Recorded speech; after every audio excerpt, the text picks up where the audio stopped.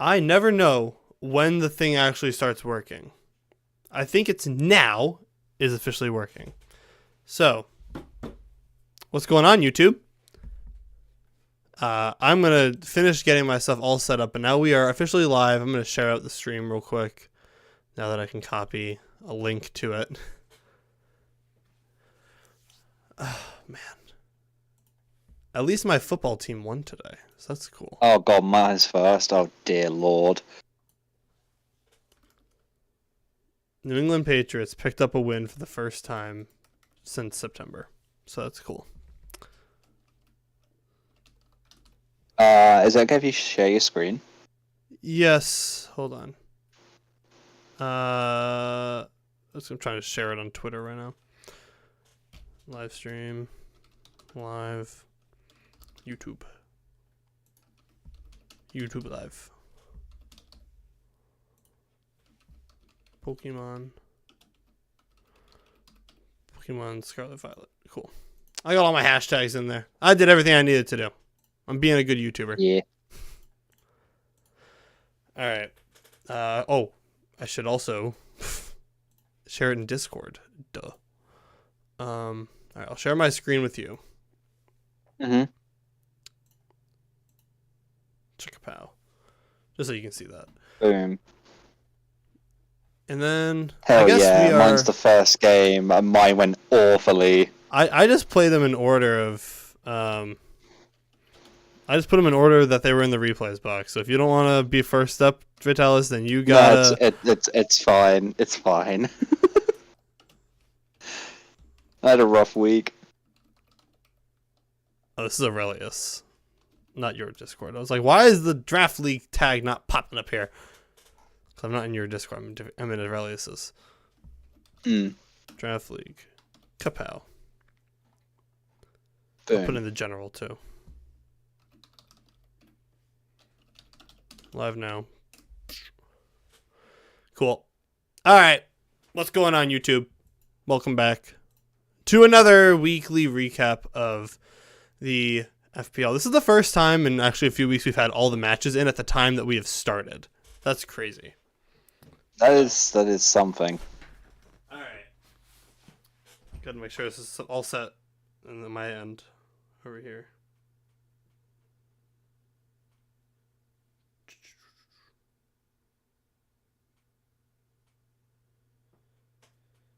All right. Hi, YouTube. I'm just trying to make sure everything's all set on the technical side of things. But we are here, joined once again by Fataliss for another. What's up, guys? For another week of FPL recaps. We're gonna go through all the matches, and then we are going to hopefully do this pretty quickly, and then we will check out the leaderboards, the kills, death, the standings, and all that. So if you guys enjoy, leave a like down below. We could probably talk about the changes for next week. Yes, as well. That's what was coming up first. I never changed my things here, so we're gonna be black for a second here. We did have a couple moves that happened this week in the FPL. A couple of changes coming around. Where the heck did I save these things? Oh, there we go. So that one, and then we had, nope, not Magnus. Magnus had other moves. Where the heck did this image go? I should have been more prepared. There it is. Okay. So, the first one of the week was we had two moves happen, which happened, they coincide with each other. So, number one, we had, this is like the worst introduction to a stream I've ever done in my entire life.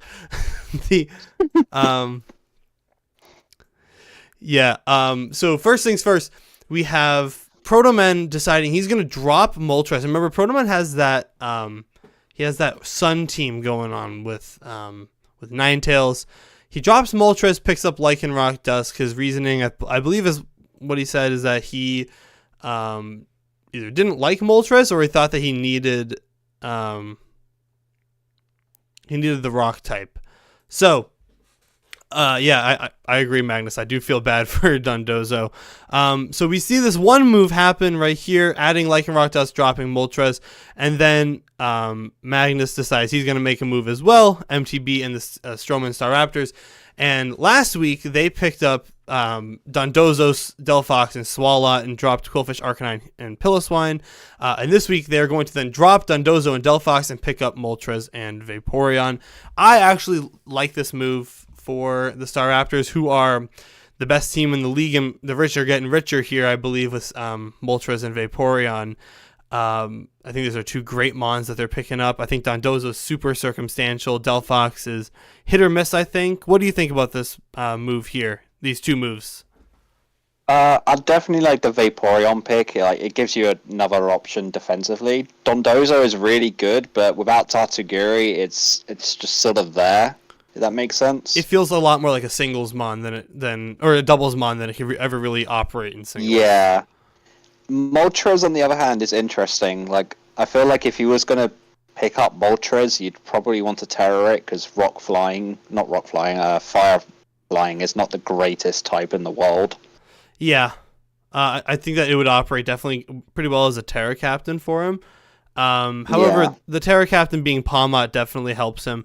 Although if we come over here real quick and we look at the spreadsheet, right, take a look at what the Staraptors have going on right in the middle of the screen right now. Moltres does add some typings that they needed. I think Moltres adds... Yeah, they didn't have a fire type before. Well, so the fire type was Arcanine, Hisui, and then it was Delphox. But now you have Moltres to come in. He doesn't have a psychic type anymore, as long as we're not forgetting something that's a psychic type. No psychic type. And it doesn't have a rock type at the current moment, but I think that Moltres and Vaporeon are great pickups for him. I think Vaporeon, like you said, defensively, it's a great pickup. For sure. But Magnus, like I said, is still in first place, so the rich are certainly getting richer here. So those were the two moves we had going on this week in the league. More of a comfort trade is what Magnus is saying in the chat right now. Definitely better with Dondozo. I would agree. I think Dondozo fits on your team pretty well, but I don't think that these are bad moves in the slightest. I don't think you'll regret making these moves going forward. You are also out of points, so I hope you don't regret them. You are out of free agent transaction points now. So let's start talking about our matches from this week, and we're actually going to lead off with the first match that happened, which was yours, Fataliss. So, yay! So you're facing off against Tanner and the LA Nido Kings. Tanner is having a pretty good season so far. He is 2-1, which I think might be a spoiler for this match because I shouldn't have said that. Tanner's having a pretty good season. His roster is, I think, pretty well constructed here. So walk me through what was the game plan for this week for you? To be honest, the one thing I was worrying about the most was Dragapult. Mm-hmm. Just because it's the fastest thing on the field, and he has a very fast team as it is. Yeah, he does have a pretty fast team. I was looking at your speed tiers between you and him. They're pretty lopsided. Yeah, and obviously he's got the Veil stuff as well. He's got Lone Sandslash for Slush Rush. Moltres Galar is just, I think, it's almost underrated as to how good Moltres Galar is. It is actually really good. Yeah, but Berserk is kind of a crazy ability there. I honestly went into this matchup thinking, shit, I don't even know what to do with this fucking team. Yeah, no, his team, it's tough to counter, which is I think probably why he's having a lot of success right now. So, yeah, let's jump on into the match. We're gonna open it up right here, and I've only seen this match once now. We're gonna see Goodra versus Crocodile. Right off the bat, you gotta be thinking this is a bad way to start, right? Yeah. I was like, oh shit, this is the worst start going. Yep, he's going to set up his rocks, which is very good for him, I think. It's going to help him long term until, you see Cinderace in the back. Yeah. Getting a bulk up off on the switch into Jirachi is pretty cool. However, obviously Jirachi's does not care what you're Yeah, about to do to it. so the Drill Peck, I was kind of hoping Jirachi would switch out. Mm-hmm. I was like, does it really want to try and take a Thunderous Kick right now? Yep. And he's gonna. And then I thought maybe Drill Peck would be a good option just in case he decides to switch into Dragapult to have an immunity to Thunderous Kick. Yeah, so he's going to get off a Future Sight, which not great, and then a Wish as well on the following turn when you go for a Thunderous Kick, knocks him down to 42. So this Jirachi's pretty much still at full, and then he's going to Protect on this turn. So you now know half of his set. You know what this guy's going to be trying to do to you. Doesn't make it any less annoying. Did you predict the bulk up here or the Protect here and go for a bulk up intentionally there? Yeah, I did. Yeah. All right, I think that's a good prediction. That's probably the prediction I would try and make, especially if you see Wish on this thing. Like Wish Protect Jirachi feels like a guaranteed bring if you're bringing Jirachi. So you're gonna take the Future Sight for 56. That's a lot of damage onto a flying type. Yeah, that did do quite a bit. I was a bit surprised. The red card strat, very funny. Just get him out of here. I don't know if that's the circumstance in which you want to be using the red card. You probably wanted it for, like, I don't know. Actually, maybe at that point it's decent, but you want it for when he sets up to get him out. See, right, okay, so here, I made a huge mistake. Yes, you did. I should have gone straight for Drill Peck. Drill Peck would have O-code. Yeah, you probably should have done that here because now he's going to get up to +2 speed, and because when I did my calcing, I calced it. I was like, "Shit, I don't have acrobatics." Yeah. So why did this turn you go for Thunderous Kick instead of the Drill Peck?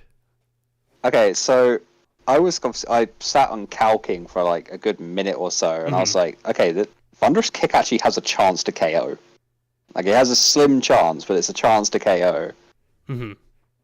I didn't because when I did all my sets and stuff, I was like, I forgot to change acrobatics to Drill Peck, so Drill Peck would have actually killed. Okay. So yeah, it was more of a blunder on my part. Yeah, it's unfortunate. We are going to see the defense drop, but because of Berserk, his special attack's going to go up. He's going to get the berry back. And now you're forced to switch out, but the rocks right here are going to make that very difficult to bring it back in later. Yeah. Fiery Wrath, he gets the crit on the Fiery Wrath, which is super unfortunate, and Gudra's down in 2. Why not Shell Armor? Magnus is asking it here in the chat. Why did you choose, I'm assuming it was, what's the other ability the thing gets? Sap Sipper then? Yeah, I also made a blunder. I completely forgot to check abilities. you just had the wrong ability on it by accident? Yeah. So I would understand if it was like for Lurantis purposes, you can swap it in on Lurantis that you have Sap Sipper, but just forgetting to do it is a tough look. It's a tough look for the brand, you know? So Milotic's going to come out. You're going to lose Gudra first loss of the match. Fiery Wrath going to get the flinch. This thing's it's messing you up a little bit.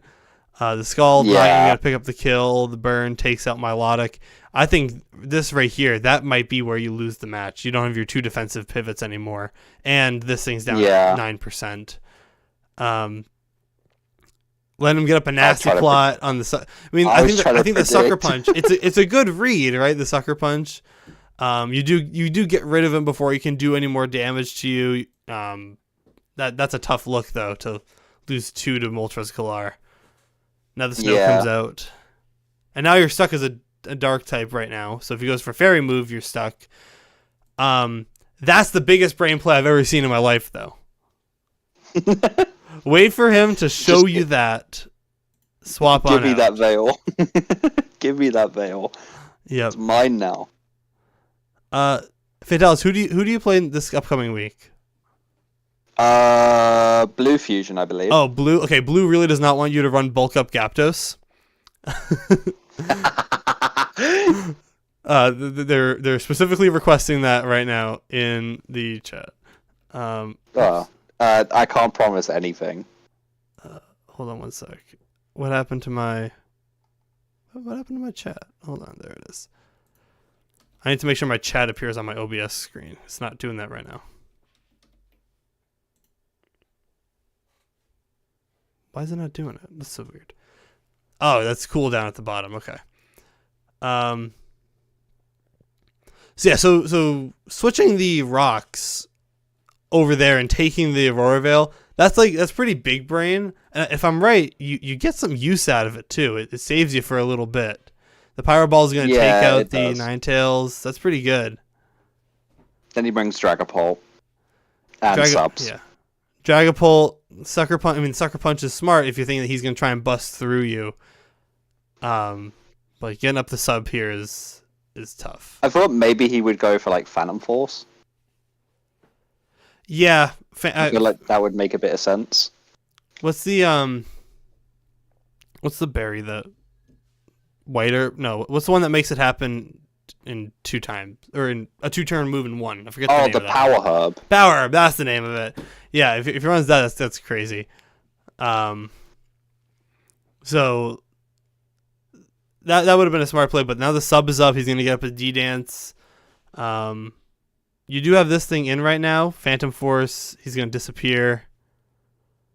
And then the Phantom Force comes in. That's unfortunate. So he did have Phantom Force. Yeah. Yeah, it's tough. You still have this thing up for a turn, and you're gonna miss the play rough, which is I wanted that tough. to hit so this bad. Is so tough. Why is this thing? I wanted the play rough to hit, man. I got the Shadow Claw off. I guess that's something. Yeah. But now he's at +1. Shadow Sneak does a decent amount to him. He outspeeds you, right? That's how Mimikyu's not all that fast. Yeah, so he outspeeds. So you have to go for the Shadow Sneak, which does a decent amount, but now you have to swap in Toxtricity to eat the Phantom Force, and it just dies. It's unfortunate. And if I'm correct, I wish I went for play rough here. Yeah, the play rough there would have been pretty smart. But it's impossible, right? Because if he stays in and he goes for Phantom Force again, now all of a sudden you're in more trouble and you have to go sack Cinderace. Yeah. You're going to die to an Earthquake. And then another. Yeah, and then another one. You. It's unfortunate. You're going to take a 4-0 loss here. I don't think you necessarily played that poorly. I think that you just kind of got messed up by Moltres at the beginning. Yeah, I wasn't predicting Moltres to come, to be completely honest. Yeah, I think the Dark and Flying type doesn't match up great into your team, so bringing that is certainly a decision, but... yeah, I generally thought it was probably going to be Lurantis. Yeah. Because Lurantis can kind of deal with Goodra and also Milotic. Mm-hmm. Because, Superpower and Leaf Storm. Yeah, it's tough to when you have to predict for that many things, right? Yeah. So, it is what it is. We're 3 weeks in now, and you are, if I'm not correct... 1 and 2. 1 and 2. You're 1 spot below me, so there's one thing going for me. So that's unfortunate. A -5 differential for you. We'll show the whole statistics later. But yeah, Tanner's just gonna wait for that week 5 battle way. Yeah, that week 5 battle between you and me is gonna go crazy. We're both gonna be hopefully 2 and 2, maybe 1 and 3. It's gonna be crazy. All right, let's move on to the next one. I just lost my Microsoft Edge tab. Let's move on to the next one right here, which is a matchup between Blue Fusion and the Alabama Fraligators and Octopus and the Montana Mammothswines. Do you want to watch it from the Fraligator side, or what? Does it matter to you? I don't think it especially matters. I don't really mind either way. All right, so we're going to see the Fraligators bring Electrode Hisui, one of my least favorite Pokemon of all time. We're going to see Samurott Hisui, we're going to see Espeon, Salamence, Zoroark Hisui, and Cresselia. On the other side, we're going to see Palafin, Sinistcha. Yeah, no, Poltergeist, right? That's what this is? It says right here. Sinistcha. That's a Sinistcha. Okay. Yeah. I can read. It's literally right here. Pelipper, Barraskewda, Zapdos, and Gligar. It's an interesting matchup. We're going to see the rain come out once again. Let's just jump right into it. Music off, of course. So we don't blast our ears out. Leading with the Palafin and the Cresselia matchup. And Cresselia's going to go for a Nasty Plot turn 1. And we're going to get a flip turn on out of here. That's going to do a ton of damage. God, that did so much. Because it's actually the Zoroark, which is crazy. So when I first saw that, I was like, that did a ton of damage from the baby. But because it's the Zoroark. So Zoroark is going to now be in with a +2. And we're going to see the flip turn come up from Barraskewda. He's going to try and flip turn all around across this team here. Now, here's the thing. At first, on this turn right here, something's going to happen that really confused Fusion. Blue Fusion. Which is that we're going to see the close combat come out from Palafin. And it's going to knock him out. When Blue Fusion did his calcs, he was telling me this after the battle. When he's running his calcs, he was like, that shouldn't have killed under any circumstance. And he told me the sets and had me look it up. And sure enough, it didn't. That's because in Showdown, when you calculate from a Palafin, Palafin's default is baby form. Oh. So he was running calcs from baby form, and it said that it should now kill, or it shouldn't kill. Does it? Does it not have hero? Well, you have to select a box to say hero mode. Oh my god! It's a drop down just like Terra for hero mode. So he was running it off of that. So he essentially throws away the Samurott because Showdown's damage calculator is a little funky in how it wants to deliver stats. Oh no! Totally stinks. It's quite unfortunate. So Samurott is now gone. Espeon's going to come in, force that thing out, bring in Pelipper, and we're going to get up the Reflect right here. Oh, could you imagine if that Espeon had Thunderbolt? It would have been crazy. We're going to see the double screens come up, and here comes the Sinistcha. Sinistcha is going to then switch out into Cresselia. So now Cresselia is behind the screens for 3 or 6 or 4 or 7 turns, and this is going to be very tough to crack. Cresselia is incredibly tough to beat. It's more tough when it gets up a Calm Mind and is sitting behind screens, but Sinistcha does not care. It's going to get up a screen of its own. Cresselia is going to go for another one. They're starting to get a little greedy here. They're going to trade more Calm Mind. Oh my god. But the stored power from Cresselia is going to come out and just absolutely smoke it. It does not matter. So Cresselia takes up the Sinistcha. We're tied at 5-5.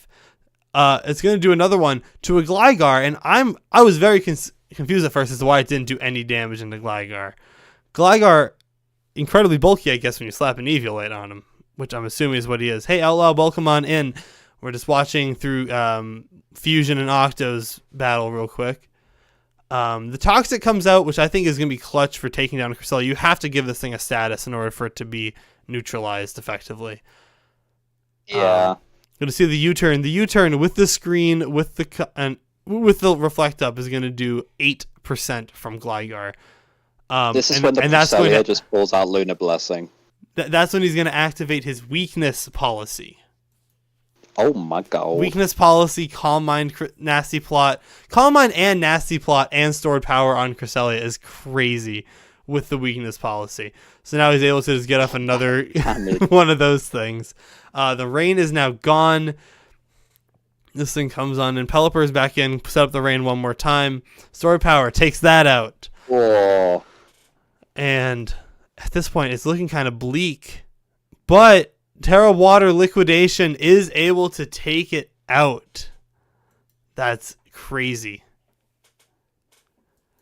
So, alright.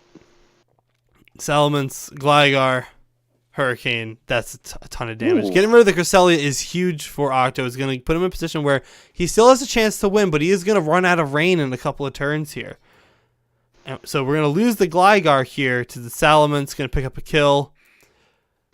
And we're going to see the Espeon switch back in, eat the liquidation, but actually go down to it because it's actually not the Espeon. The Espeon's still at full.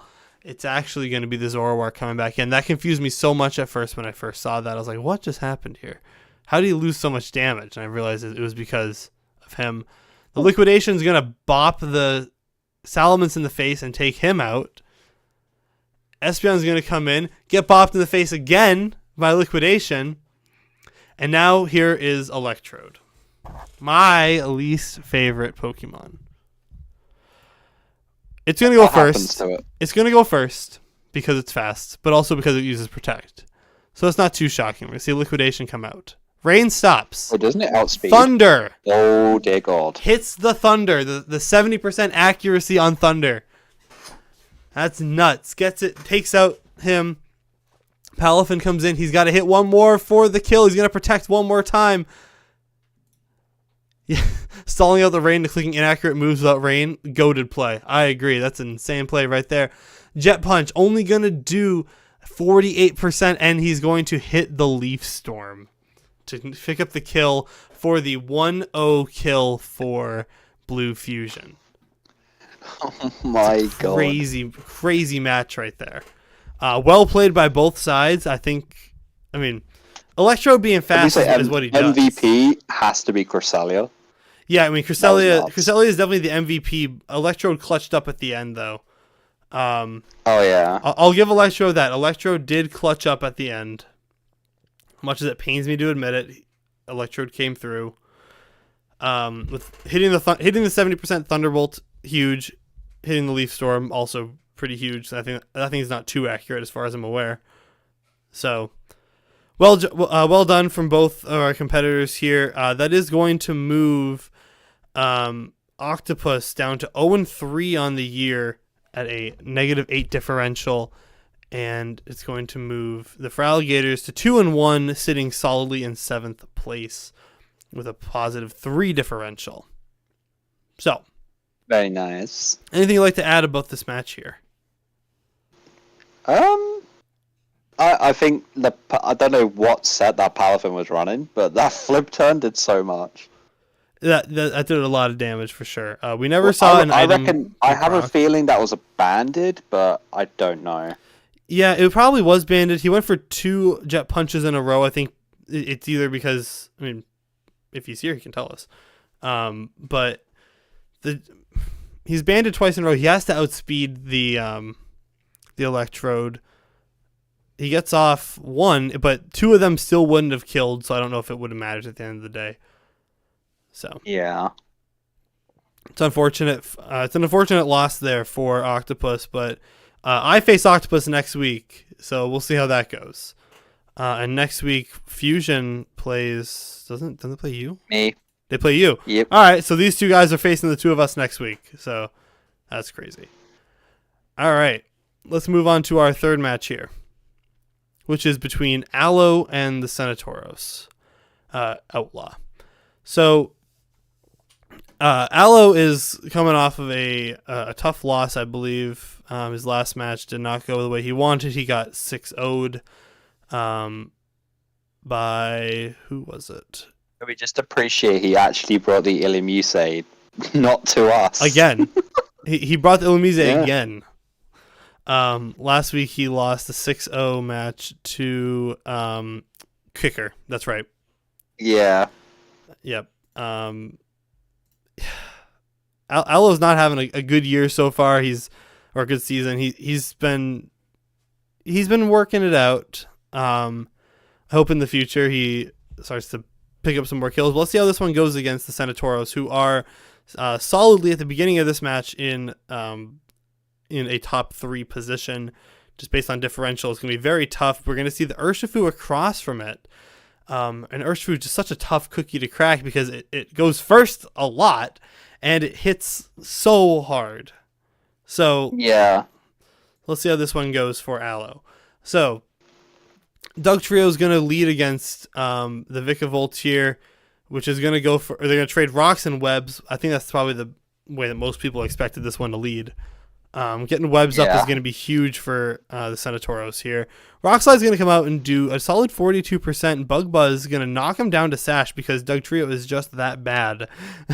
He's just Not Dugtrio is just so... he's so frail. It's so tough to use him. Anything that a light breeze can take out a Dugtrio, but which forces you to run Sash every week, which is unfortunate. He's gonna get a Rock Slide again. He's gonna get a flinch, and he's gonna Rock Slide one more time. So he's gonna pick up a kill. Good job, Hallie. Let's go, Dugtrio. Let's go, Dugtrio. Here comes the Urshifu, and Urshifu is going to, as far as I'm aware, pick up the first of many kills for Urshifu today. Trio. Yep, Rip Dugtrio. Illumise comes out, and Illumise is always a funny bring. Like, you see this thing across me, you're like, that thing's goofy. We're going to see an Encore. He encored Surging Strike. He encored a Surging Strikes, which I don't entirely understand.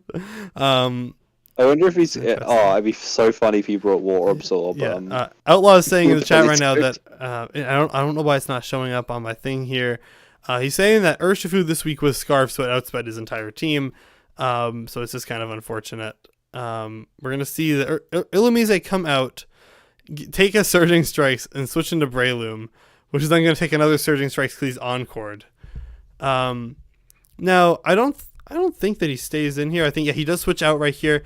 Makes sense because he does not want to take a grass move from Breloom. He needs as much health as possible. He's already at 94.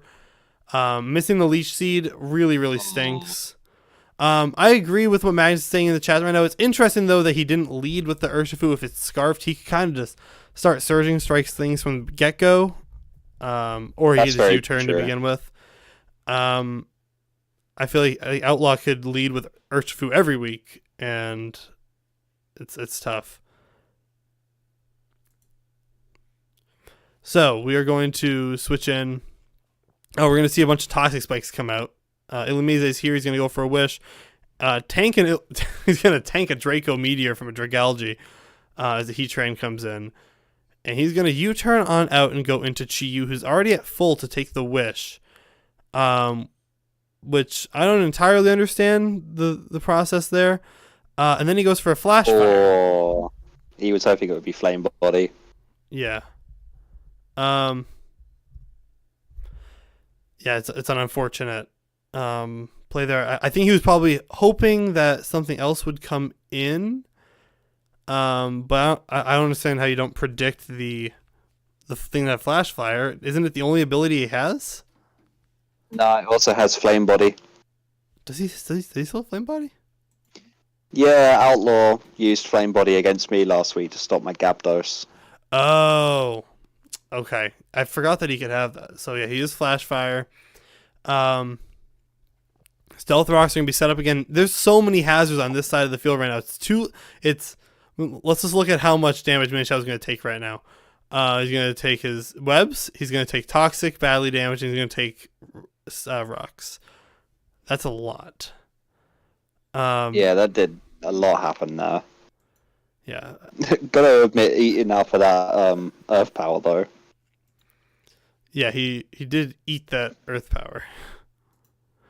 We're gonna Terra Fighting and go for a high jump kick. We're gonna see it do 54%, which is solid. That actually did quite a bit of damage. That did some crazy damage there. I'm wondering, and I know he's Regenerator actually, because if he's Reckless, that's crazy too. He's gonna U-turn on out and he's gonna bring in Illumise, which is gonna. He has the boots on, I believe. He's gonna die to a Sludge Bomb. Mienshao comes out once again with Regenerator. Gonna go for Fake Out. Get his flinch, which is nice. Wait a second. What did that just say? Oh no. Okay, so Dragalge. Okay. I thought it said that I thought it said Mienshao used his black sludge to heal, and I was like, what? I was like, no, that's not right. It doesn't poison heal. Doesn't make any sense. It's crazy. Drain Punch into this thing is crazy too. I like that. You're gonna get him back up to full. I'm gonna swap out into Politoed here. He's gonna keep taking these hazards. He doesn't have a way to get rid of them. The close combat from him is gonna do a ton of damage. At this point, I think that he's able to just start going for these moves here. Now, this is what I don't understand. At this point, this is what I don't understand. Because he brings back in a Mienshao, and he's going to go for a Fake Out here. as far as I'm aware. Yeah, he goes for Fake Out, which knocks him down to 4%, which is pretty good. This thing still is Regenerator, and get the flinch and the poison, and he's going to switch back out into Breloom. And when I first saw this, I'm thinking, oh, he'll go back into, or he'll probably sack this, go back into Mienshao, and take out the Urshifu, and from there he can deal with it with Chiyu and Mienshao. He's going to come back in here. He's going to take a close combat, which is going to knock him out. This dude's at 4, right? He brings in Mienshao again. I'm like, this is the play. This is where Aloe's going to do it. And he doesn't go for it. And he dies to close combat. He should have faked out. If he fake outs, I think that Aloe's still very much in this battle here if he fake outs. Because he would be at full on this thing and on this he's tossed it over here, 83 over here. Nothing much else would want to take a terrifying high jump kick. Yeah, not much of this team wants to take a terrifying high jump. Exactly. So I think between these two, I think Floor just still probably cleans up for him, but it's unfortunate because we're going to see him go down, and we're going to see the Chiyu come back in, take some more rocks, chip, and then he's going to die as well. It's another close combat. It's unfortunate.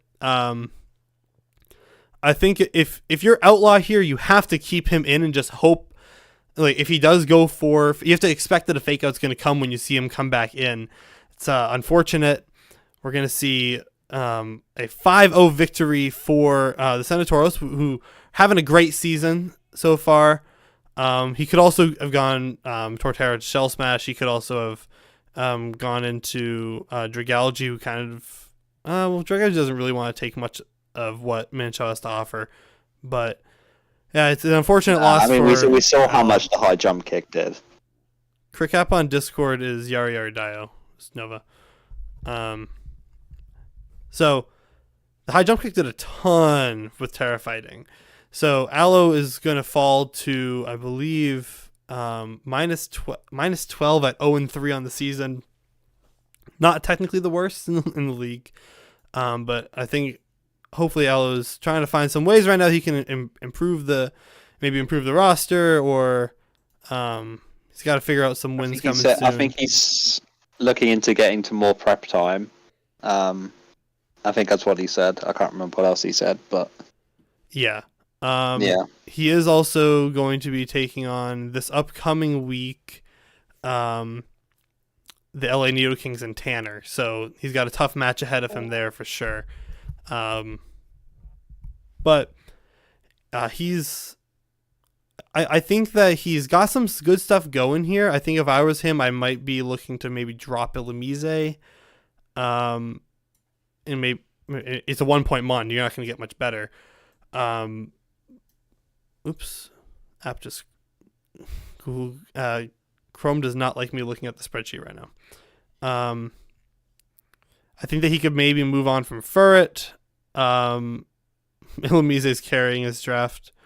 Illumise, not to say it's bad, but I think that Illumise could be improved upon. If you were to drop Furret and Illumise, could you get something in the 6-point range that fills the holes? Maybe. I feel like Furret would have been really good this matchup. Furret matchup might have been pretty solid this week, until Urshifu comes out.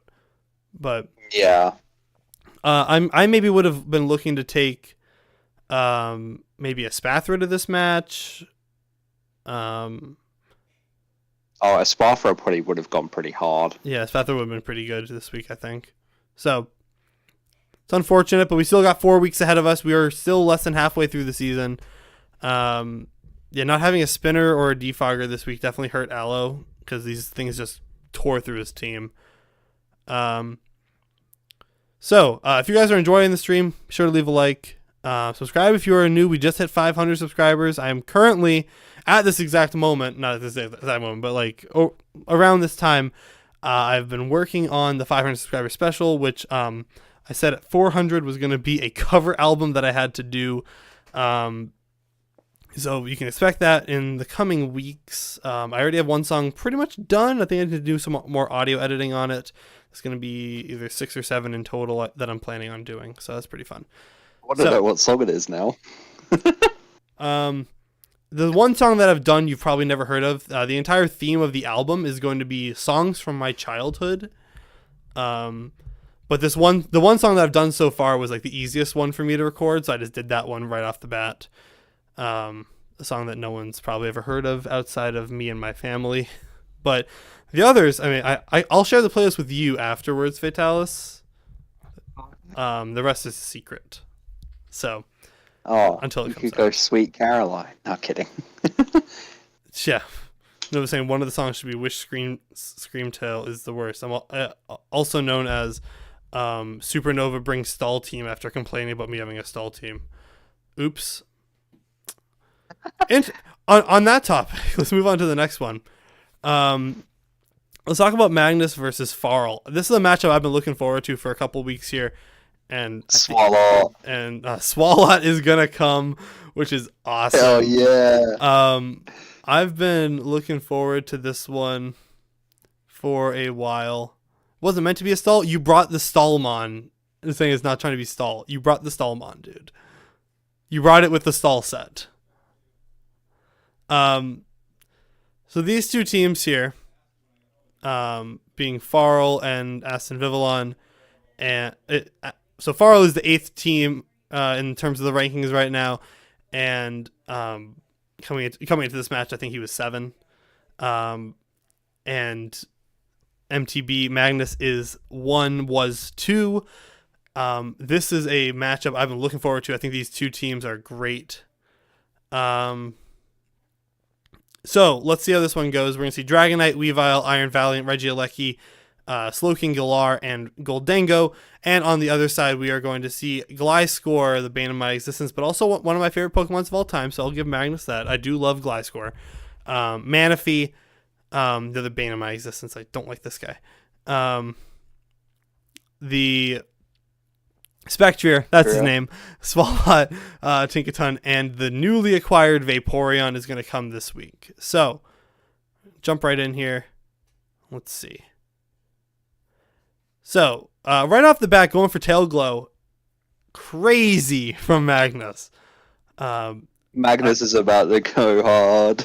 Yeah, Magnus always has the craziest plans, and it always works. For some reason. And then the T-Wave comes out. Yeah, we're going to get the para off on that first turn for Farl.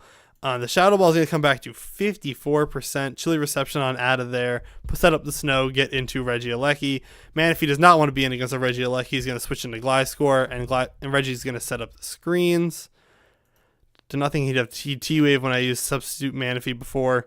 Potential Take Heart.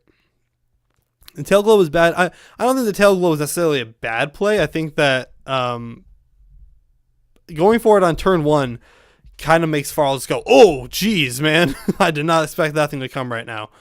The Toxic is going to come out and he's going to miss, which stinks.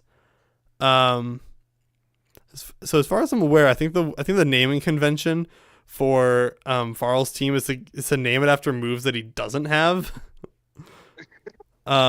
Which kind of funny, kind of based. I love it. Built the Manaphy specifically to stop one sweeper, just kind of forgot and tried to click buttons. Hey, I mean, click buttons win games is a viable strategy in a lot of cases. You know, it's it works. You know, I lost an entire battle last season because the guy decided he was just going to start clicking buttons, and I wasn't able to predict what he was going to do. So, because he didn't know either. He's like, I'll go for this one this time. Who cares? Aha, button press. You were really close to bringing Jaboka Berry Tinkaton. I'm going to be completely honest. I've never heard of that berry before. Jaboka. There are some wacky berry names in this game. That's a Pokeblock berry. Hit by a physical attack, the attacker loses a quarter of its HP. That's crazy. That's a crazy one. That's a great berry. That's Kicker's suggestion. All right, Kicker, I'll give you credit for that one. That's a crazy suggestion. I respect it. Yeah, that's brilliant. Now knowing what that berry does, switch into knockoff, might as well do damage. Yeah, I mean that's smart. So we have the double screens up right now for Weavile. It is now toxic from the Gliscor. He's gonna switch into Tinkaton. Mold Breaker is going to come out. Swords Dance on the Switch, pretty smart here. Terra Fighting and go for a knockoff. I don't just. That is a lot of damage. Yeah, it does a ton of damage there. I understand the Terra Fighting. You want to resist the Gigaton Hammer, but now the Fairy type moves are going to do a little bit more damage. We're going to set up the rocks, take the poison damage. Go for Ice Spinner. Doesn't quite knock him out, which is pretty unfortunate because I'm pretty sure on this turn we're going to see... Oh, Encore. Why is it named Supernova? I'm pretty sure it's because Magnus names all of his things off of songs, if I'm correct. Like Touch the Sky, Ocean Man. Yeah, Supernova is one of them. Yeah, you already explained it in Discord. Swap into Regieleki here for a big old Gigaton Hammer, which does a solid 19 damage. Switch back into the Gliscor for a Rapid Spin, get rid of the rocks. I think both teams are playing this pretty well so far. The only thing I would say is that Farrell has let half his team get toxicked. Yeah, that's a problem. Or, yeah, because... Oh, sorry, just 2 out of the 4. Just Weavile and Regieleki. Gonna set up the Reflect again, get the spikes back up. You do not want this thing in here. Swap on in to take another Toxic, which I don't understand why he goes for Toxic there, considering the only thing that's left to really be Toxic is Valiant or Dragonite, who I probably wouldn't bring in either one against this thing. Yeah. Because Goldango can't get Terra'd, or not Terra'd, can't get poisoned. Magnus doesn't want to let in Dragonite, I guess. Oh, okay. Yeah, you're right. Yeah, you let them in. They come in, they get poisoned. That's fair. Going to take 33% from Earthquake and is going to switch on out using Regenerator to the best of its abilities. Go into Goldango here. Going to switch back into Tinkaton on, what was it here? A Trick. So Supernova here gets a Choice Scarf. So now it's fast, and he gets nothing because he didn't have a thing anymore. I don't think that's what he wanted to do. I don't think he wanted to make this thing super fast. Aurelius, isn't it like super early in the morning? Thank you, Aurelius. Thank you, Aurelius, though. He says, "You got this, Ethan. I believe in you. Go, Ethan, go." Thank you. I could have used your cheering on like yesterday. We'll see that one in a moment if you're going to be sticking around. Yeah, he swapped because of Trick. Oh, it's 8:21, really? Oh, did you guys have your daylight savings time already? You guys are now 13 hours ahead of us. Interesting. Knockoff's going to come out from this thing. So now he's fast. He's stuck into something. Yeah, you go into Tinkaton. It's stuck into Knockoff. Yeah, that's fair. Yeah, because now he's scarfed and you don't lose your scarf on, who is it, Touch the Sky, which is Gliscor. Yeah, I mean, swap it onto Gliscor, I guess, was the plan. Or you thought that maybe Ocean Man was going to come in on the, who was it? On the Goldango, maybe? I don't know. I'm not the one playing it. It's probably not the move I would have done in that circumstance right there. D-Dance is going to come out, which is great. D-Dance is awesome. I love D-Dance. We're going to go for 2 of them, actually. Ice Beam only going to do 47%. Snow is gone. Roost back up. Take another Ice Beam for another 48%. Reflect's gone. And now you can Outrage, which is great. Switching to Tinkaton here. And Tinkaton going to take nothing from Outrage. Now he's confused. Gigaton Hammer is going to pick up the kill. So they're gonna trade Gliscor for Dragonite. I don't think it's the worst trade. Although Gliscor was kind of a breaker for him, or not Gliscor. Dragonite's a breaker. I think if I were him, I'd have got rid of Tinkaton first before clicking Outrage. Me too. If that thing's gone, then you're able to just keep clicking Outrage. As long as you don't get confused, you're fine. Yeah. Nothing else here really wants to take an Outrage. So Valiant's going to come in. Swalot's going to swap in on the Valiant on a Swords Dance. Quark Drive is activated for speed. Knockoff going to knock off 66%. Gunk Shot does so much damage from Swalot. That's a ton. Oh my god, he's the goat. Swalot is so goated. Unfortunately, Swalot is not going to live to see another turn. But that damage onto Valiant is crazy from Gunk Shot. Could you imagine if that was Bandit? Okay, Magnus, since you're here, what was the set for him? He was Black Sludge? Was he like max attack or something? That does so much damage. It's got to be max attack. I'll drink my soda while you're at it.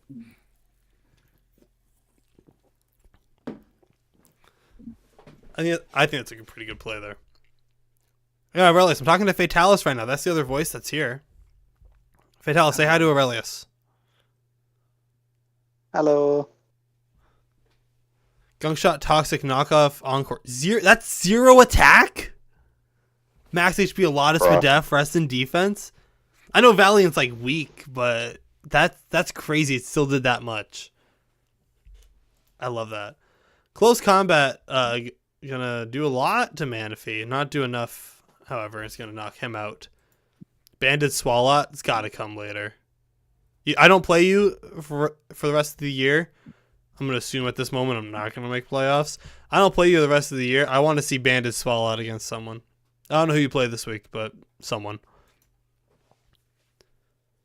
So, Regieleki is going to switch on in, get the Volt Switch, and actually pick up the kill on Manaphy. That's huge. Manaphy being gone, and this thing at half is going to be gigantic for him. But now here comes the Spectrier. Spectrier sets up a sub, and the game is over. It's going to be able to just go for a nasty plot. We're going to switch into Weavile, which takes more rocks. Shadow Ball comes out and takes that out. And you're just not able to get rid of this thing. He's just going to Shadow Ball again. Yeah, where we've seen this one before, Magnus, huh? Getting rid of the sub was kind of big. We know that Regieleki only has Volt Switch for its only attacking move, though, so it's not going to be able to do too much damage. And he's going to take him out. And Volt Switch again, which is going to get rid of the sub. And Shadow Ball is going to finish the match. So Magnus is going to pick up a 3-0 victory. That's yeah, Spectre. Just doing Spectre things. Nova, I'm not helping you with breaking Ogre Upon Hearth because I build with HardCap, so you can deal with it. So, all right. I'm watching from my side. Yeah. This was right, one everyone, of the longest battles I've seen. Oh yeah, I see. Magnus, yeah. Explain to me what your game plan was coming in here. Was that the entire game plan? Get rid of Valiant's booster. Don't get swept. All right. I like it. Set up Spectre. Yeah, we're gonna put it on hyper fast actually. Because this match is long. If you're on my channel, as you are right now, if you're seeing me say these words, then you can go check out the full battle with the full commentary. This is a 45-minute battle that I managed to somehow cut down to be a 49-minute video with my introduction. So I think I did pretty good. Spectre was boots for webs. Oh, that's smart. I like that. So this is my match versus Nova. Nova spent the entire time before the match complaining about my team. Saying he doesn't like Garg, he thinks that my team is too stally, and whatever. And then he brings these losers over here. Clodsire and Screamtail. And I'm all of a sudden like, hey, you brought more stall than I did, dude. Come on. I only brought Garg. I didn't even bring a stall Garg. I could have brought stall Garg. Oh well. I made a trillion blunders in this battle. And I will say what each and every one of those blunders was as we go through this battle right here. I played like an idiot. I didn't like this battle at all. I did not have fun. Let's jump into it. So we're going to lead with Treads and Clefable.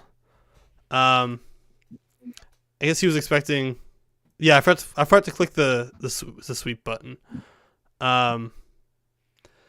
So yeah, this is like the longest battle World's ever seen. So we're gonna switch to fast once we get to the annoying part.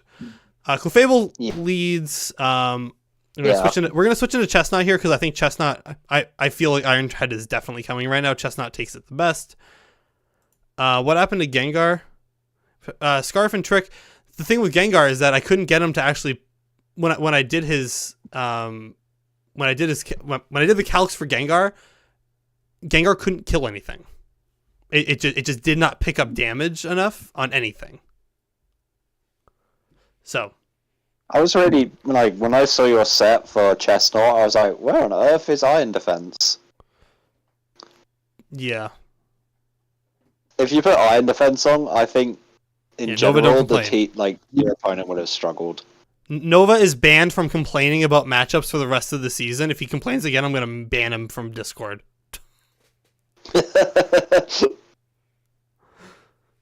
All right. So Ironhead comes in here. This is a body press synthesis spike set. Torkoal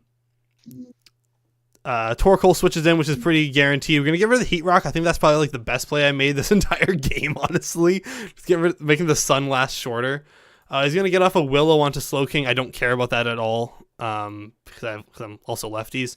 Roaring Moon comes in. I don't want to be here on this thing. I'm gonna go for a Future Sight, which is unfortunate. That's a bad move. What I wanted was throughout this battle was I wanted to go for a Future Sight and force him to switch into Roaring Moon, not have Roaring Moon already be there.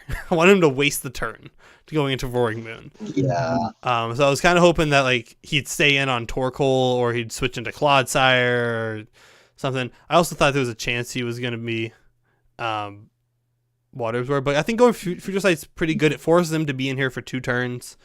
I'm now able to swap into Clefable because Clefable does not give a crap about anything here. I did build this thing. Was it max defense or was it max special defense? I forget exactly how I built it. I think he was max defense. So that's a max defense Clefable. No, this is a max special defense Clefable because it was max defense Slowking. He's going to switch on Iron Treads again. So at this point, I pretty much know what's going on. I Moonlight here because he has a Sun team, so why wouldn't I? He's going to take the Future Sight. So it's interesting that I force him into this thing to take the Future Sight.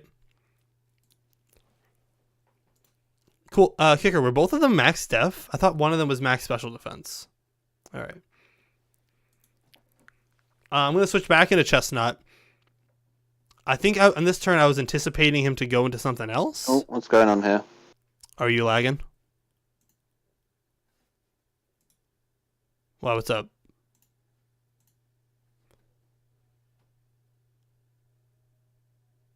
Fataliss, you good? Oh, there we go. I think it's okay now. All right. So I switched in here. Oh, well, we doubled. That's what it is. We doubled here. So that's not where I want to be. Gonna swap back into Garg. The Willow does not connect. Unfortunate. In this turn, I'm gonna go for a Curse. I'm anticipating somebody's gonna come out. I didn't really think it was gonna be Mismag. He's gonna go for a Nasty Plot, and I'm gonna get greedy and go for a second Curse. Now, on this turn right here, I'm thinking he's gonna go for Dark Pulse, anticipating me to Terra Ghost or something. So I stay Rock type. I am Terra Rock, but I wanted to conceal the fact that I was Rock type Terra for later. Yeah. Because I figure Shadow Ball is not going to hurt me anyways, because this is because of Purifying Salt. Ghost type will do half. So I was like, okay, well I can just stay the normal Rock type. I don't have to reveal what I am too quickly because that allows him to prepare for it. Doesn't matter in the end because I'm going to get a Nasty Plot. I'm going to go for Salt Cure. Does 59.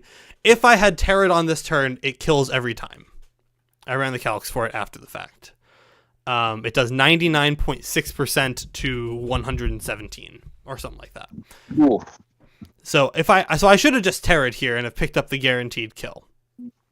I didn't run that calc until afterwards, but I wanted to conceal that I was Terra Rock a little bit longer. Bad mistake. I get grass knotted and die. That's blunder number 1. Here comes Fiery Dance again, or Fiery Dance from Volcarona is going to take out Miss Mag.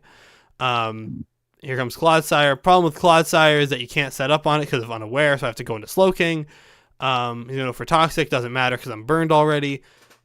He's going to go back into Roaring Moon here. I'm going to go for a Scald, and I'm going to pick up the burn on the first try, which is pretty good. That's Pog. Gargan, Slowking were special defense, and Chestnut and Clef were defense. Yeah. Yeah, I think that if I Terra Rock with 2 curses up, I think I probably win this game outright. And if I just get rid of the Mismag. However, Mismag is faster than me anyways, so I still would have died there. I should have terrored and gone for Salt Cure instead of not terroring. That's my mistake. That's my first mistake. So he's gonna go for Iron Head here. He's gonna swap on out into Iron Treads. I'm gonna get my own rocks up. He's gonna Rapid Spin and get rid of them right away, which is going to let me go for a Moonlight. I anticipate he's going to go do that, so I got my Moonlight for free. Going to swap back in. Chestnut takes another Iron Head. He swaps back into Torkoal. And on this turn, I should have probably Synthesized here, but I go for Body Presence Ed for another 28. If I had Synthesis there, I would have gotten back up way more. I'm going to swap back into Clefable, tank a Lava Plume for 35%. Go into Slowking. Slowking goes for Gyro Ball. Takes a Gyro Ball for 8%? Yeah. Roaring Moon comes out. Chilly Reception on out here into Clefable again. He doesn't want to be here, so he's going to swap on out back into Screamtail, and Screamtail is going to take a knockoff, and he's going to lose his Light Clay. Which at this point, I'm like, man, he did bring Stall Screamtail. That's unfortunate. Well, hopefully this goes well. I swap into Slowking, and at this point, we're going to put it at Hyper Fast, because he's going to go for a Light Screen. I'm going to be burned. And at this point, I'm going to Chilly Reception, go into Baxcalibur. This is not necessarily the right play here. I'm going to take a Dazzling Gleam. Get an Earthquake for only 21% because of Reflect. I swap back into Slowking. Dazzling Gleam does another 10. Lefties takes it back. Burn does it other way. Roaring Moon comes out. Scald comes out. Oh my god. This is like the worst battle of all time. We're on turn 30. It's a 5-5 battle still. Iron Head comes out. Chilly Reception back into Baxcalibur. And on this turn, I am going to go for a choice banded. Reflect is now gone. Ice Shard. So. Big KO there. So that's a big KO there. We're going to get rid of Roaring Moon. Even without band, I'm pretty sure that kills from wherever it was at. It did 51%. So yeah, without band, that still kills. So now he's going to bring in the Screamtail again. I can't do anything to it, so I have to switch into Volcarona. He's going to go for Reflect. He's going to Wish. I'm going to go for Fiery Dance. If you Icicle crashed there, or Ice Sharded, how much would have done? Into Screamtail? Yeah. If I had Ice Sharded into Screamtail, it would have done, I'm trying to remember my calc, maybe 20%. Okay. Even with band. No, actually, it must have been closer to 40 because Icicle Crash did 60 to 70 without Reflect. I feel if you just Ice Sharded, I think you might have actually killed off the Screamtail there. Yeah. Bug Buzz is going to do some solid damage, 17%. He's going to get the Wish back. He's going to go into Clodsire. So I'll leave it to the comments. Is this Screamtail set right here not the standard stall Screamtail? Let's see. Light Screen, Reflect, Dazzling Gleam, Wish with a Light Clay? I don't know. That's crazy. Crazy that he would bring Stall against me after complaining about Stall. Quiver Dance is going to be useless against this guy because he's a big doofy idiot. Look at his face. He does not care about anything that I am doing. So I'm going to switch into this thing for an Earthquake because he does not care. He's going to go back into Screamtail, and at this point I'm going to go for a bunch of Scalds in a row, trying to get a burn. Instead of Future Sights, I'm going to go for Scalds. I'm not going to get the Scald ever. Future Sight does damage. He's going to get his Wish back up. Leave it on Hyperfast for a bit. What do you mean don't talk about Claude that way? He's a big doofy idiot. I love him. He's a big doofy idiot. That's what he is. Like, Quagsire is still supreme though. look at this big doofy idiot and tell me that he is not a big doofy idiot. All right, we'll go to Walmart even. Look at him. Look at him. All right. He's a big doofy idiot. I finally get the Scald burn on like my fifth or sixth attempt. And we're just going to keep doing this for a while. We're on turn 44 now. I believe this keeps up until, oh yeah, I forgot that I threw there. So on that turn, I decided I need to try and do something. He's going to go for a Dazzling Gleam into my Chestnut, which is a mistake. I shouldn't have done that. I used the Clodsire in my playthrough too, okay? Baxcalibur is going to come in here, and he is going to miss an Icicle Crash, which would have done, because there's no Reflect Up right now, it would have done enough to knock him into burn killing. It would have done 68, I think, % on average. Yeah, that's rough. So burn would have picked up the kill on Screamtail here. I missed the Icicle Crash, and on this turn I forget to swap. I'm like, I'll just go for it again. He doesn't have his Reflect Up. I forgot that he's faster than me, and Baxcalibur dies. Yeah, that's rough. Yeah. Slowking comes back in, and we're gonna do this again. And we'll just sit here for a bit. Nothing's gonna happen for another 20 turns. It's miserable. Oh, I do switch into Volcarona. He switches into Claude. I switch back into Slowking. He switches back into Screamtail. We're just gonna keep doing this over and over again.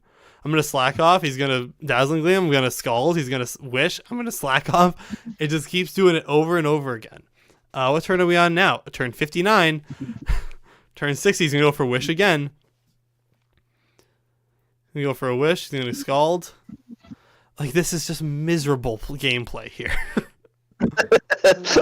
This is not fun for anybody. The only thing that I have that does more than 10% damage to this thing at any given point in time is Volcarona, if I can get up a Quiver Dance. But I can't get up a Quiver Dance because then Clodsire just comes in and doesn't care about it. I don't have a way to get rid of it.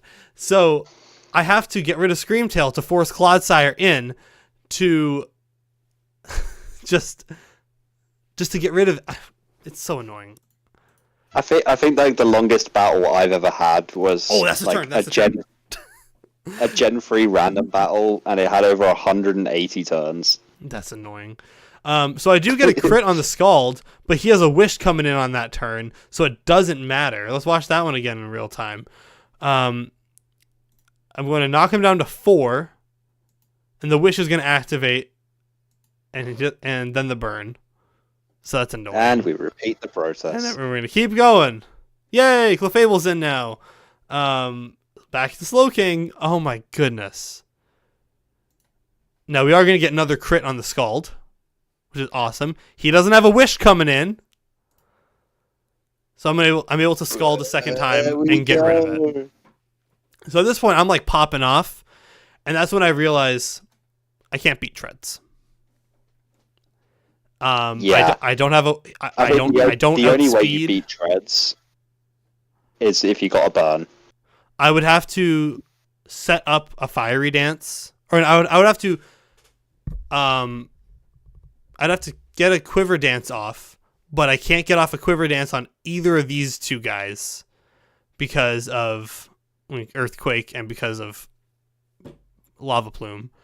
Both did incredible damage. Lava Plume would have done that much, or Lava Plume would have done a lot. It's a neutral move. It would have done, I think. Wait, wasn't Clod burned at this point? No. No. Okay. No. Yeah. So I get rid of it. I don't have a way to beat Treads. So I'm popping off. I'm like, maybe I can make this work. If he's like a max defense instead of special defense, maybe Scald can do some damage. Claw's going to come out. I'm going to slack off, get back up to full. He's going to go for a recover. I'm going to Future Sight. He's going to go for Earthquake. It's just miserable gameplay. I'm gonna go for a Scald. I'm gonna get the burn on the first try again. So okay, so from this point onwards, when you burnt the Clodsire, that would be when I switch into Volcarona and start setting up. Yep, I should have done that too. And in retrospect, that was the right move because Quiver Dances make me faster. One Quiver Dance makes me faster than Treads. And I'm pretty sure you'd KO as well. Yeah. I didn't run max speed on Volcarona. I ran just enough that at +2 Quiver Dances, I could outspeed Roaring Moon. So I think it was like 160 speed or something like that. And because I needed the rest for my HP. In order to live some moves from like Armor Rouge, I think is what I calced it mostly against.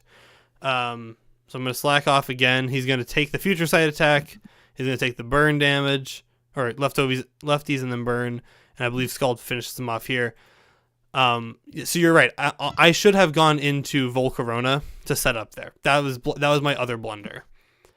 So now I'm here. Torkoal's here. I'm able to go for a Future Sight and eat the Lava Plume. And in retrospect, if I were to do this again, I would have had Calm Mind on this thing instead of something. Probably Chilly Reception. But for Move Syndrome, I need Future Sight, I need Scald, I need Chilly Reception, I need Slack Off to keep myself alive. So it's unfortunate. We are going to get a Scald, get a pretty solid Scald off for 42%. It's going to come in. This has been the longest battle of all time. I believe this just took us 20 minutes to go through. And Earthquake's going to take out Slowking because I physically can't do enough damage. He's going to get a Rock Slide and kill. And then Clefable comes in, he Iron Heads once, and I don't have enough because Moonblast only did 20 and Knockoff did 20, so it didn't matter. I lose either way. So that sucks. Bad game. Bad Pokemon. Don't like it. Moving on. Talking about Protomen. Alright, moving on. Talking about Protomen. Yay! Protomen and Justin faced off. We're only halfway through this. No. We have 3 more to go. Okay. Alright. Justin is going to come into this match with a what's it called? A Toedscruel. That's his name, Toedscruel. Arboliva Ogerpon beta form, so he's got the Water Mask this week, the Wellspring. Got a normal Slowbro, got a Landorus Therian form, and a Noivern versus Protomen's, his Hatterene, his Ninetales, Slitherwing, the Walking Wake, the Jolteon, and the Orthworm. So, let's jump on in here. Both these guys, as far as I'm aware, they both came into this match 0-2. Let's see how it goes. So we are going to see on the first turn, Jolteon go for a Volt Switch into Arboliva is going to set up a grassy terrain from Seed Sour. Leech Seed is going to miss into the Slitherwing. Lefty is going to pull him back up along with grassy terrain. We're going to see a U-turn from Slowbro, or into the Slowbro, which does a crazy amount of damage, 50% including the lefty's recovery from it. No, he doesn't even have lefties. Never mind, just a straight 50%. Walking Wake comes out. Oh, no, there's lefties. Never mind, I'm dumb. Knockoff's going to do some solid damage, get rid of the leftovers there. He's going to get up a Yawn. On this turn, if I'm Protoman, you got to switch out here. You cannot let this thing fall asleep, especially with a Noivern in the back and an Arboliva, which can do some solid damage, and a Ogerpon, which can do some solid grass damage. You got to get this thing out of here. Said he chooses to stay in, and he goes for a Draco Meteor, which does solid damage into Ogerpon for sure, but now he's asleep. And that's going to be the end of the day for Walking Wake, actually. Orthworm's going to come in, take a Horn Leech, which does not a ton of damage. It's a decent amount, though. The Grassy Terrain is now gone. Knockoff's going to knock off the leftovers from him. Stealth Rock is going to come out. Arboliva is going to come in.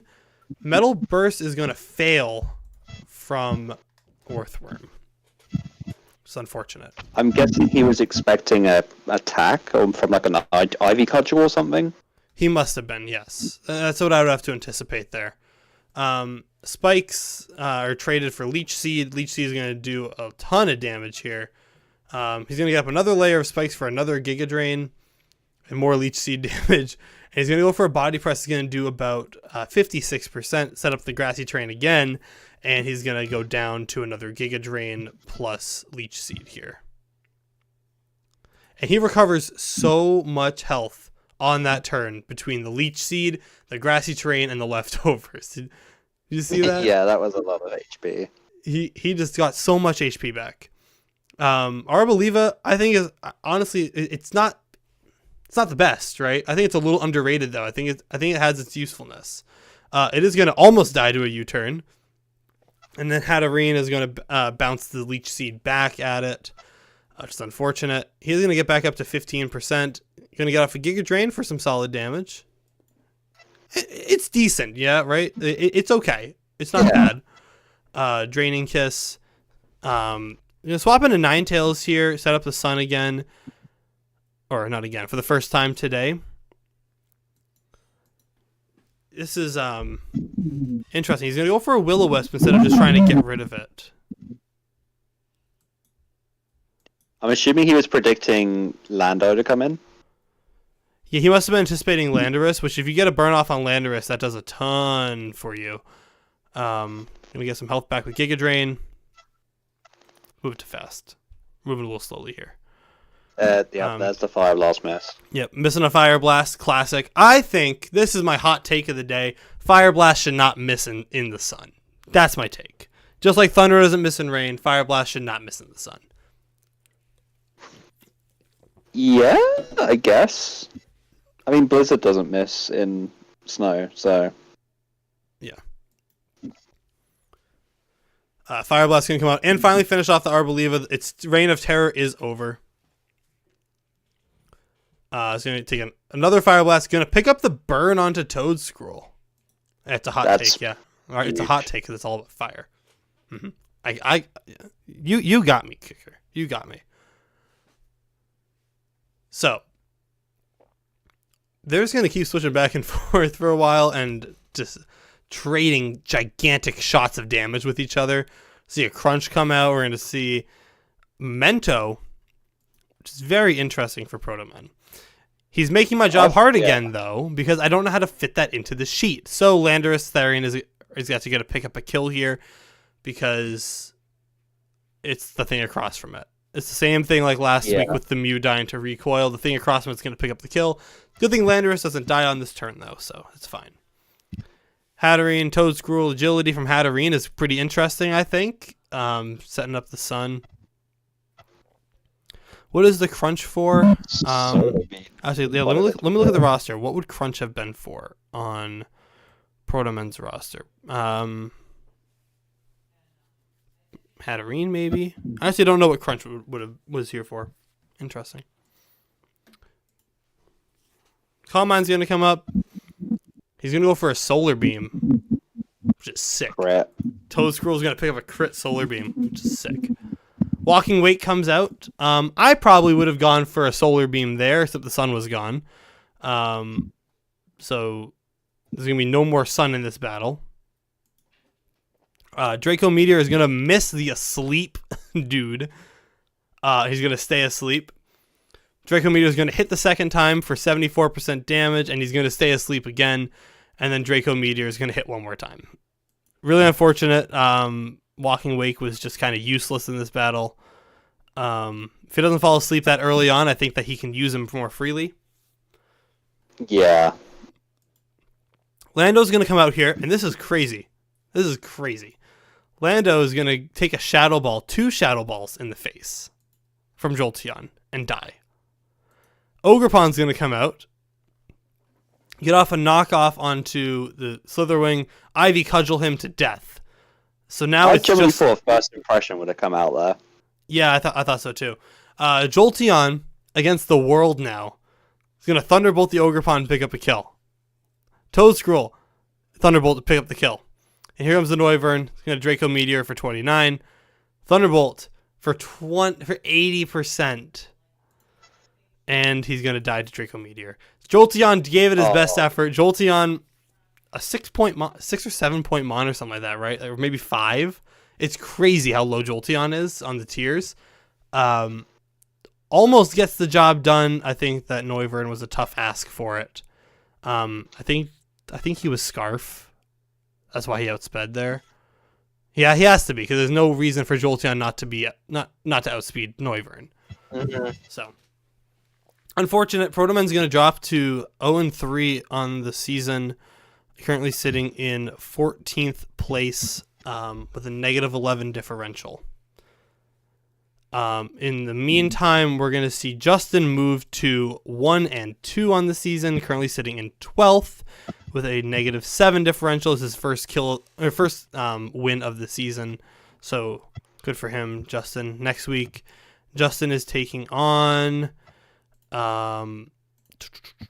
who? Justin is taking on this week the Seattle Suicunes and Spice Coast, and Oof. On the other side, we're going to see the Seattle Salamences take on Magnus. So his toughest match ahead of him for Protoman. We might want to give him a lot of help this week to prep for Magnus. Yeah. That's unfortunate for him. So let's move on to our second to last battle, and then it's almost dinner time for me. So I gotta wrap this up quickly. We're going to see Trout 207, my college roommate, versus HardCap, my coworker. So, in a crazy matchup here.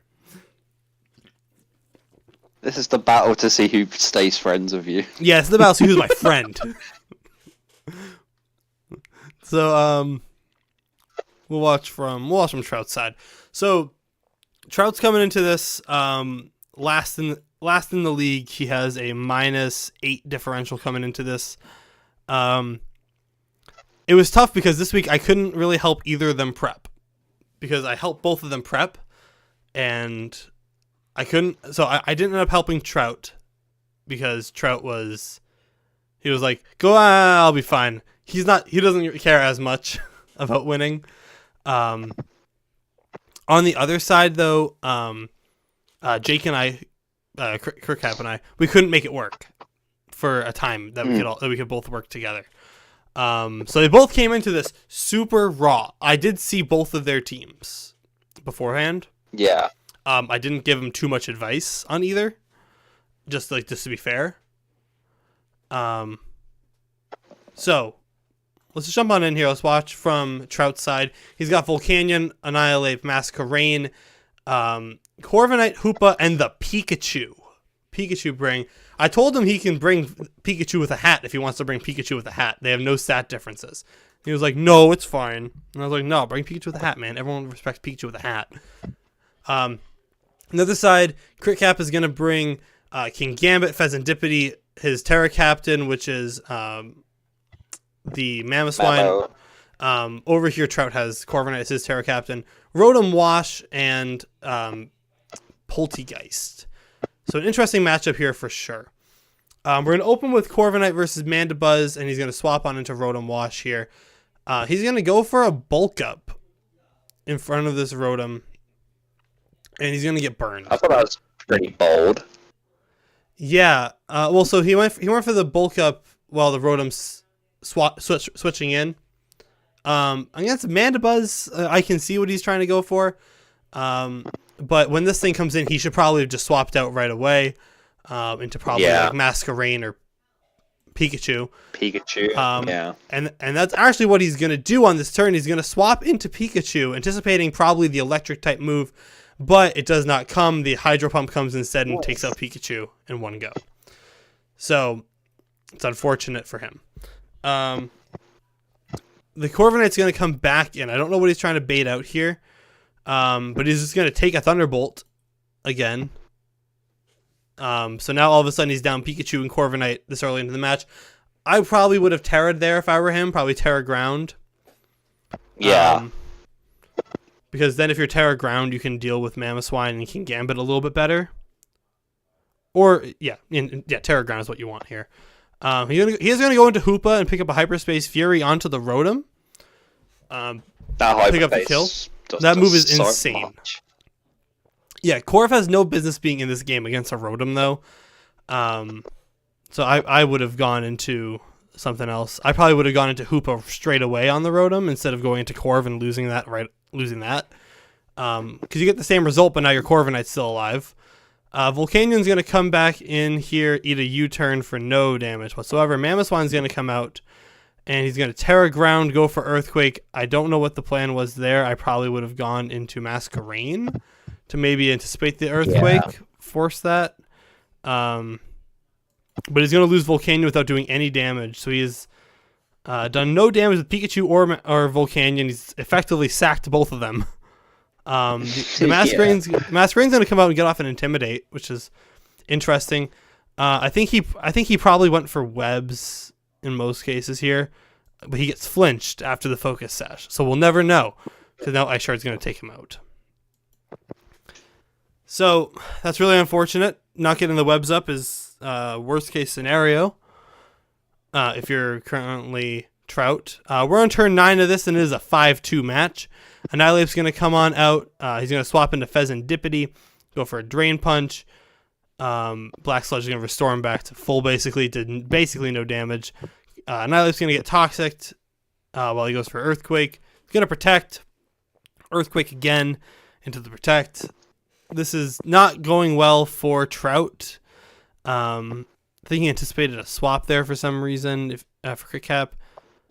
I probably, in that situation, I probably would have just kept going with Annihilape because you saw how much it did with the first 2 Earthquakes. I probably would have gone for it on that turn. Start like Rage Fisting, to be honest. Yeah, he had been hit a lot. I probably would have Rage Fisted too. It would have done a lot of damage into Pheasantipity. I probably would have KO'd, to be honest. It would have been a base 200 power move. So yeah, it would have KO'd. King Gambit's here. Ice Punch. And this is where we learn that he's actually banded, I believe. Yeah. Kowtow Cleave is going to come out and do a ton of damage. He's going to get hit by the poison. Sucker Punch is going to kill him. It's unfortunate. Pheasantipity comes back out, eats an Ice Punch. Doesn't quite die to it. He's going to Protect. And he's going to swap out here to preserve his KD, go back into King Gambit for the Ice Punch. And he's going to pick up the kill with, I believe, it's the Kowtow Cleave. Imagine he got the freeze. If he got the freeze, that would have been huge. But he is going to go down right here. It's an unfortunate it's an unfortunate battle for Trout. I think he said his plan was to just kind of build the team, not think twice about it, and then come into the battle. Yeah. So now that he's no longer playing the other guy that I help, I can help him more. Yeah. But Trout is squarely sitting in 16th place, last in the league right now with a minus 13 differential, 0-3 on the season. Still a lot of season to go. He could still pull that back up. He would need a couple of big wins in the next couple of weeks over guys like he's playing Farl this week. He's going to be playing he plays Protomen. He plays Farl. No, not Farl. He plays Spice, and then he plays where is he? Then he plays Justin. So he can win these battles if he plays right. Yeah. I don't hate his matchups into those teams, but those coaches are very capable coaches. I think Farl's going to give him a real tough time. I think Spice is going to give him a real tough time, just based on the prep. I think just like on a 1-to-1 basis, I think I like his matchup with Protoman. I think it's going to be interesting to watch, especially because they're both kind of at the bottom of the standings right now. Yeah. On the other hand, we're going to see the Patrats and CritCap move into 5th place with a 2-1 record, a positive 6 differential. Next week, they will be taking on Hamilton Boltons. What's actually interesting, I noticed this after the schedule was done, is whoever I play, CritCap plays the next week.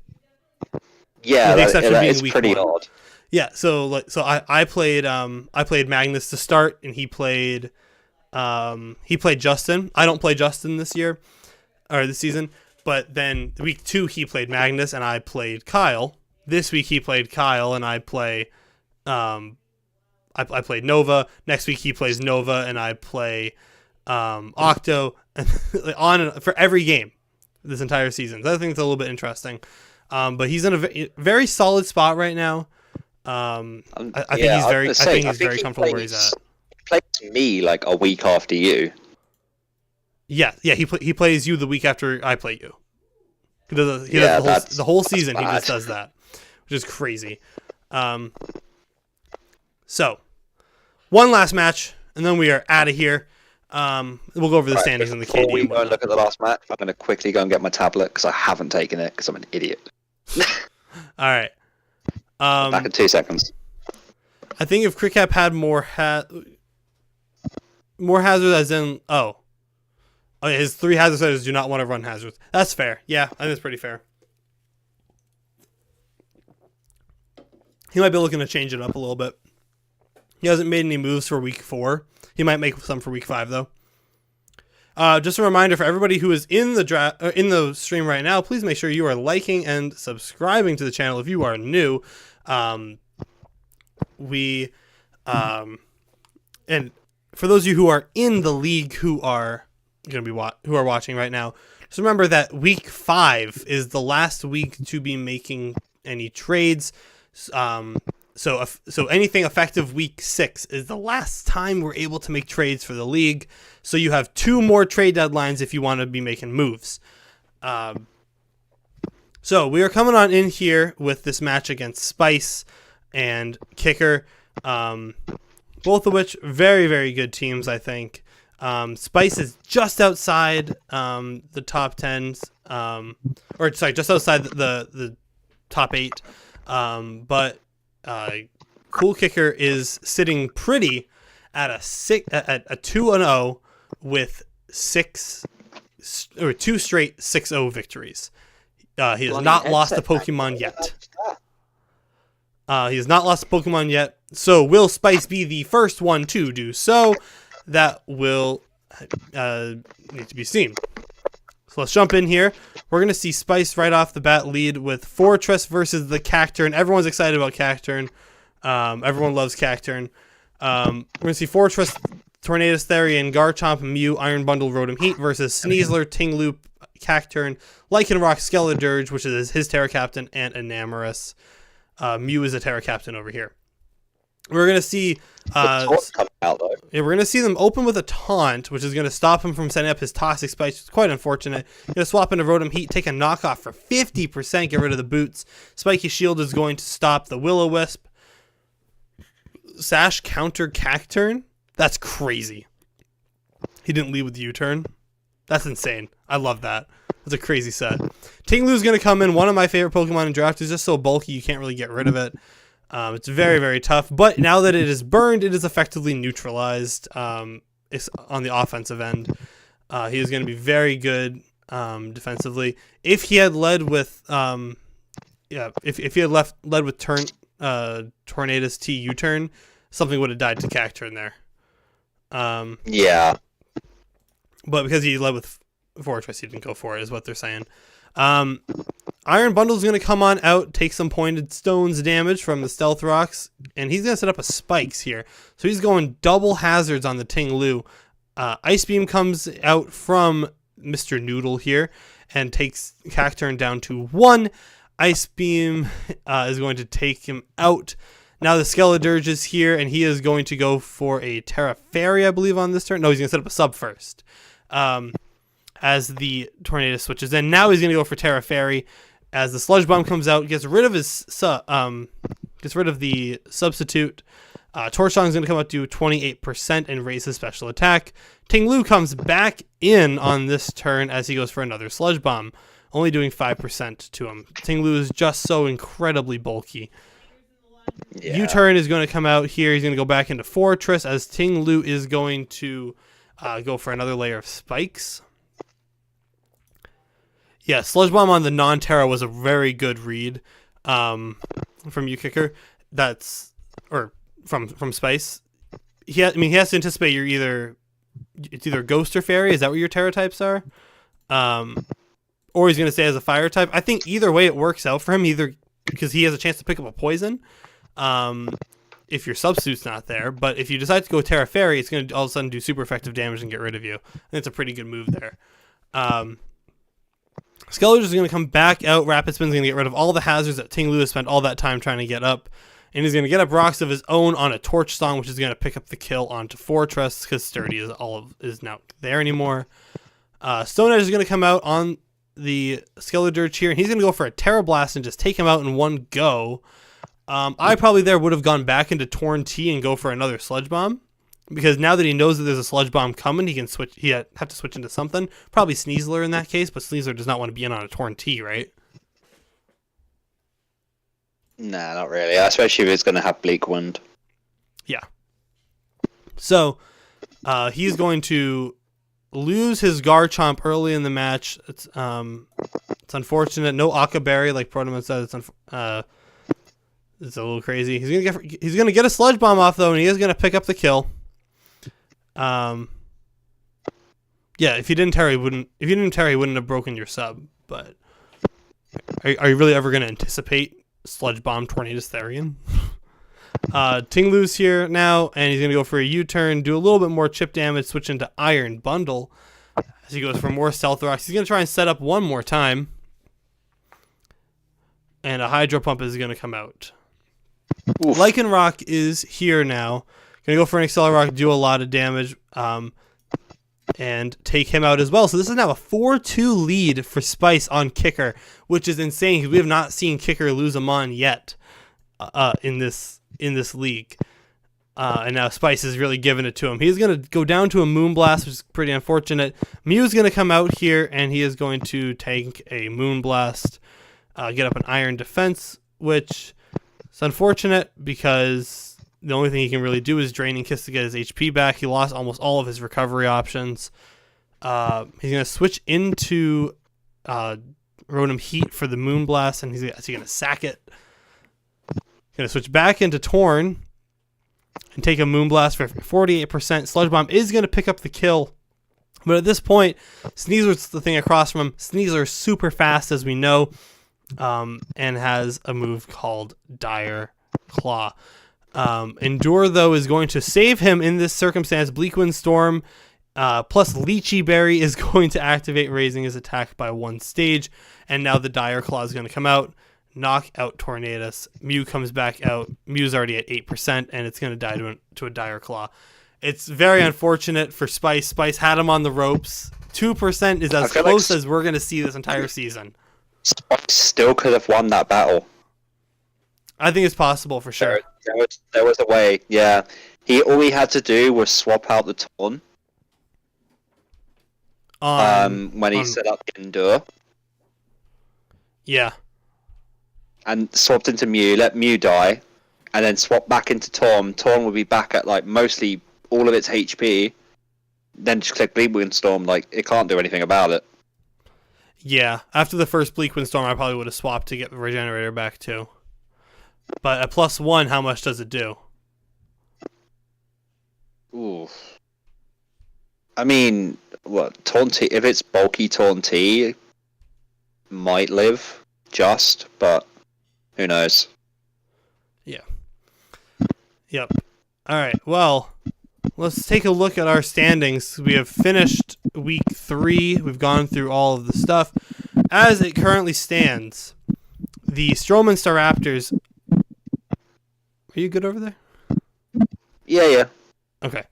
The Stroman Staraptors are currently sitting in first place. They have taken over the top spot from the Darumaka and Kicker with their 2-0 victory. With their victory versus the Darumaka's 1-0 victory that we just watched. The Senatoro staying in first place. Urshifu's doing a ton of stuff for him. Hamilton, Boltons. One sec. Sorry. Okay. The Hamilton Boltons are in fourth, so Outlaw and Supernova, the two brothers, are sitting on top. And then past that, it is HardCap and the Patrats, Tanner and the Nido Kings, Blue Fusion and the Feraligators, and Farl and the Vivillon. Just outside of that is the Suicunes at 1 and 2, and Spice. Me, the Cobalions at 1 and 2 with a -3, Fataliss at -5 with a 1 and 2 record, and then the Washington State Snovers and Justin at 1 and 2 -7. And then past that, we have a couple of 0 and 3 participants here. We have the Mamoswines, we have the Salamences, we have the Red Fox, and we have the Beautiflyers. So that is Octo, Protomen, Aloe, and Trout. So, in terms of KD, things are shaken up on top. Urshifu Rapid has taken over, as I figured would happen at some point this year. 9 kills, 1 death, 28 trophies, a plus minus of 8 brought to all 3 games this year. Manaphy is still in number 2 despite only being brought twice so far this year. Enamorus is going to move up into 3rd place. Skeledirge still in 4th for the 3rd week in a row at 7 and 1 for the Darumaka's. Iron Moth and Barraskewda. Barraskewda being brought to 2 matches this year has 6 kills already. Iron Moth being brought only to 1 still has 6, so he's still up there. Torterra has not picked up a kill since his first 6-0. Baxcalibur is still at 5 and 2, so he's in 9th place. Iron Bundle is 6 and 2 in 8th place, and Dragonite's going to move up into 10th. Slowking being here for my team is crazy. I think 5 kills for Slowking is unheard of. So yeah, that's kind of mad. Armrouge is still here with his 1 bring 4-0 kill. As we head on down, we're going to start seeing there's a lot of 4 kill mons. Spectre with its 4-0, Lurantis with its 4-0 sweep that it had last week. Lillian Hisu with its 4-0 that it had in just the 1 bring for the Hamilton Boltons. Kind of shocking to see that thing not get brought more. I feel like it's such a good mon, you should bring it all the time. So yeah, it's a good mon. So anything you would like to add about this week, Fataliss? Overall, a pretty strong display, I would say. A lot of good matches. I think so far, probably the best week we've had for content. Oh yeah, I would say so too, except for on my channel. Everywhere else is great. Hey, we gotta appreciate the long battles sometimes. I don't. Next week will be interesting, especially with all the changes and stuff. Yes, there's been a couple of more changes. We do have a lot of changes that'll go into effect for week 4 that I have to go update the sheet for.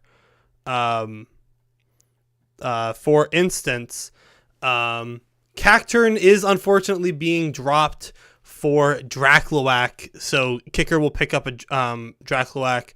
Fatalis, you are dropping Mesprit, Toxtricity, and Hydreigon for Okidogi, Gardevoir, and Gastrodon. And then Octopus is dropping Yuxi and picking up Ursaluna, which is awesome, because now I have to deal with Ursaluna. So... But you've also got to deal with Okidogi. I've got to. Well, I don't have to deal with that until next week. Or 2 weeks from now. As we move in, we see a couple of matchups going on here. Farl will be taking on, and the Vivillon will be taking on the Philadelphia Beautiflyers and Trout 207. HardCap and the Patrats are taking on Nova and the Boltons. Tanner and the Neo Kings taking on Aloe and the Red Fox. Outlaw and the Senatoros taking on the Denha Darumaka. So we have a matchup of the number 2 and the number 3 team in the league, which is going to be fascinating to watch. I'm very curious to see how that's going to go. Someone's got to lose. Someone's got to pick up their first L of the season between the two of them. Which ones are going to be there? The other thing that I'm interested in is the Patrats versus the Boltons. Can the Patrats give the Boltons their first win or L of the season and potentially even jump them in the standings? They are tied at differential right now. So whoever wins is going to be definitively in 4th place. Unless Tanner sweeps and gets like a 6-0 sweep, then he might move into 4th. Who knows? We're also going to see the Feraligators take on you Fataliss and the Quagsires. We're going to see Protomen take on Magnus, the number 1 team in the league. That's going to be a little interesting there. And Protoman pull out a comeback here. Protoman, hey, there's still 4 weeks left in the season here. There is plenty of time for people to still make a comeback. I would like to remind those that are still watching that in the AFG last season, the guy who made the semifinals started the year 0-3. Or sorry, the guy that made the finals. He lost in the finals, started 0-3. Ash and Chimchar versus Paul matchup. Yeah, that's exactly what I'm looking at, Magnus. Protomen with his Chimchar, he's going to evolve into Monferno mid-battle against Electivire and then still lose. Is that what you're saying? So I'm taking on Octopus, Capellians versus the Mamoswines, and then we have Spice versus Justin, Suicunes versus Snovers. That is going to do it for this week, unless you have anything else you'd like to add, Magnus. Or not, Magnus. You're not Magnus, you're Fataliss. No, I'm not Magnus. I'm reading Magnus's messages in the chat. No, I don't really think I have much else to add. All right, well, I hope everyone's enjoying the league so far. Yeah, we are just about halfway through. Next week will mark the halfway point in the league. Just a reminder as well. So this week is currently the week of the 21st.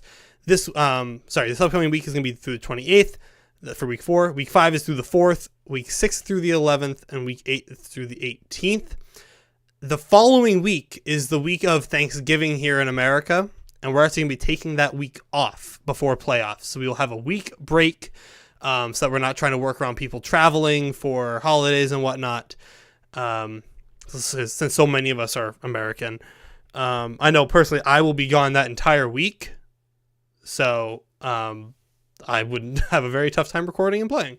The following week, though, we'll be back with the playoffs, and we'll have 3 rounds of playoffs: the week of December 2nd, the week of December 9th, and the week of December 16th will be the finals. So. With that being said, thank you everyone for joining today. Hope you have all enjoyed. If you have enjoyed and you have not left a like on the stream so far, please do so. I do greatly appreciate it. And with that being said, my name is Ethan. This is my buddy Fataliss. Say goodbye, Fataliss. See you later, everybody. And we will see you guys next week for the week 4 stream. Roughly the same time, roughly the same place. Goodbye. Bye-bye.